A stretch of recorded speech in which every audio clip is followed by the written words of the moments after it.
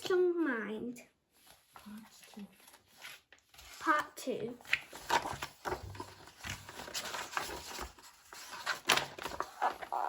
Jack is a kind and happy boy. He likes school and has many hobbies. But like every boy, he sometimes faces difficult situations at home or at school. He gets disappointed with himself. He finds it hard to make new friends. He gets easily upset and angry. He feels pursued by children to do things he doesn't like. At school, his friend Kate told him that your mind is very strong and powerful. You can train your mind to decide what you think about yourself, about others, or about any situation. Clever. You can tell your strong mind how to reach your fears and worries. This helps you to stay positive, be yourself, and be your best. Jack decided to use his strong mind with all his challenges. That evening, he wrote down some things he did not like about himself. Playing soccer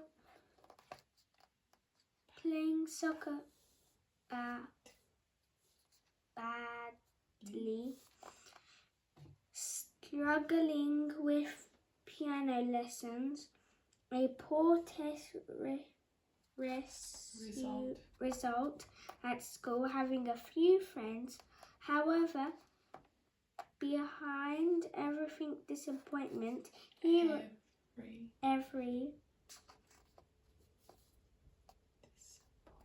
disappointment he wrote something positive about him. He called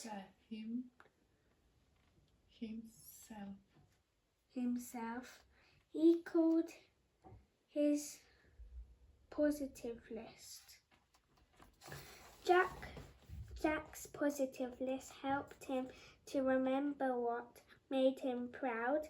He could always use it to be confident and say positive about himself. The next day at school, Jack wanted to make new friends and spotted a group of boys playing soccer. At first, he didn't dare step forwards. Then he thought about his positive list and all the things that made him proud. This gave him confidence. He walked over to the group to say hello. Later on, some boys dared Jack to throw a stone through a school window. They tested Jack. They teased Jack and told him, "You're a chicken if you don't do it." Jack counted to 10 to calm himself down. He told the boys he could make up his own mind and didn't feel like doing this kind of things. Then he walked off. In the school vegetable garden, Jack found a bird with a broken wing. He felt sad for the bird and softly started crying. Some kids saw this and laughed at him, but Jack thought it's okay to have emotions. "I'm just being sad." He gently picked up the bird and looked after it. When Jack arrived home, he couldn't find his favourite toy. He got upset so angry that he felt like his head was about to explode. So when His mother calmly walked him to the kitchen and asked Jack, "How big is your problem?"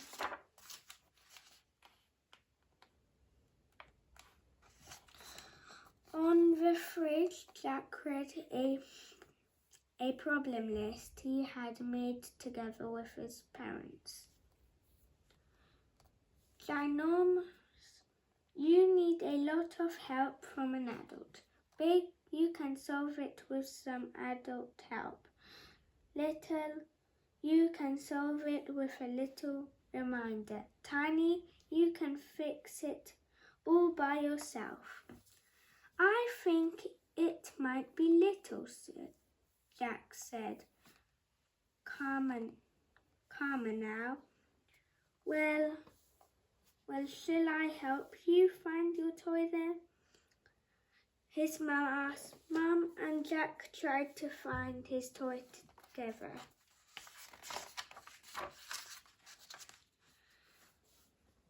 That evening, Jack was learning to play a new song on his keyboard, but he kept hitting the wrong notes all the time.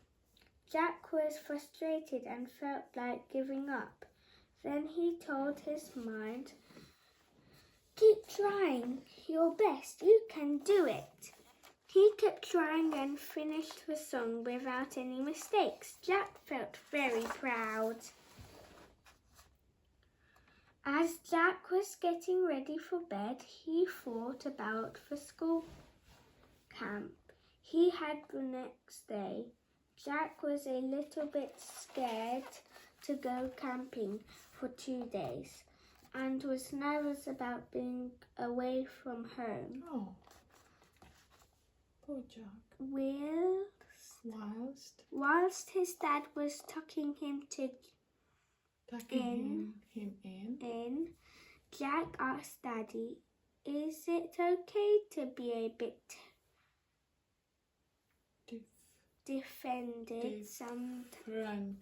different sometimes, and to be afraid to go away from home?"